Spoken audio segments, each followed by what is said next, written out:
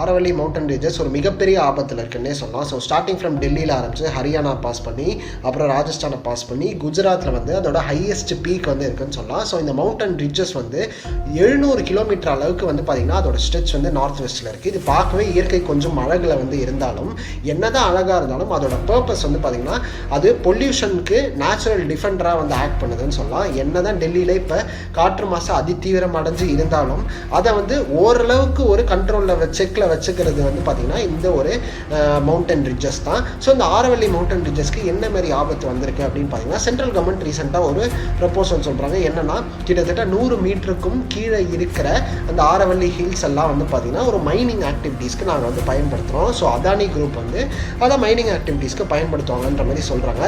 இந்த கேஸ் வந்து பார்த்திங்கன்னா சுப்ரீம் கோர்ட்டுக்கு போகுது. அண்ட் சுப்ரீம் கோர்ட்டும் வந்து பார்த்திங்கன்னா இதுக்கு வந்து கிளியரன்ஸ் கொடுத்துட்டாங்க. ஸோ 100 மீட்டருக்கு கீழே இருக்கிற அத்தனை மலைகளும் வந்து பார்த்திங்கன்னா அழிக்கப்படும் அப்படின்றது தான் இப்போ ரீசெண்டாக இருக்கிற நியூஸை. இது வந்து நாடு முழுவதும் வந்து பார்த்திங்கன்னா ஒரு கொந்தளிப்பை மக்கள் மத்தியில் ஏற்படுத்தியிருக்குன்னே சொல்லலாம். ஏன்னா அதை சுற்றி இருக்கிற ரிவர்ஸு அதோட வாட்டர் ரிசோர்ஸஸ் எல்லாமே கெட்டு போகும். அண்ட் ராஜஸ்தானில் வாழ்கிற மக்கள், மலை கிராமத்தில் வாழ்கிற மக்கள், மலை கிராமங்களில் வாழ்கிற மக்களுக்கு எல்லாருக்குமே வந்து பார்த்திங்கன்னா தண்ணீர் பஞ்சம் அப்படின்றது கண்டிப்பாக இதை வந்து மைனிங் பண்ணால் வரும் அப்படின்றது தான் உண்மையான விஷயம். ஏன்னா 100 மீட்டருக்கு கீழே இருக்கிற மலைகளை தான் நாங்கள் வந்து மைனிங் பண்ண போகிறோம் அப்படின்னு சொல்கிறாங்க. மொத்தமாக இருக்கிற மலைகள் அப்படின்னு பார்த்தீங்கன்னா 12,000 சொச்ச மலைகள். அதில் வந்து 100 மீட்டருக்கு அதிகமான இருக்கிற மலைகள் வந்து பார்த்தீங்கன்னா கிட்டத்தட்ட 1000க்கும் மேற்பட்ட மலைகள் தான். இப்போ மீதி எல்லாமே 100 மீட்டருக்கு கீழே இருக்கிற மலை தான். ஸோ இந்த மாதிரி ஆரவல்லி ஹில்ஸில் வந்து பார்த்தீங்கன்னா கிட்டத்தட்ட 91% வந்து அதோட ஆரவல்லி ஹில்ஸோட ஆரிஜின் வந்து பார்த்தீங்கன்னா போயிடும் மைனிங் பண்ணால் அப்படின்றது சொல்கிறாங்க. மீதி 8% மட்டும்தான் 100 மீட்டருக்கு மேலே இருக்குது. ஸோ இயற்கையை வந்து அழிச்சிட்டு நம்ம அடுத்த ஒரு 20 வருஷத்தில் என்ன பண்ண போகிறோம் அப்படின்றது சத்தியமாக தெரில. அதுவும் இந்த மலை வந்து பார்த்திங்கன்னா இன்றைக்கி இந்த கவர்மெண்ட் உருவாக்குனதா இல்லை அதுக்கு முந்தின கவர்மெண்ட் உருவாக்குனதா இல்லை இப்போ இருக்கிற சுப்ரீம் கோர்ட் உருவாக்குனதான்னு கேட்டிங்கன்னா கிடையாது.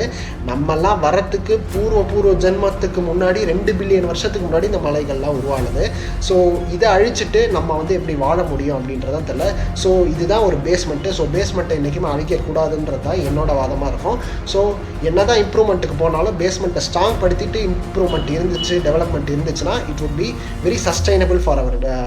நம்ம புதுசாக மரம் நட்டு தான் இயற்கையை பாதுகாக்கணும்னு கிடையாது, இருக்கிறத காப்பாற்றினா போதும். So save Aravalli. இந்த வீடியோ நிறைய பேருக்கு எடுத்துகிட்டு போய் ஷேர் பண்ணுங்கள். பாய்.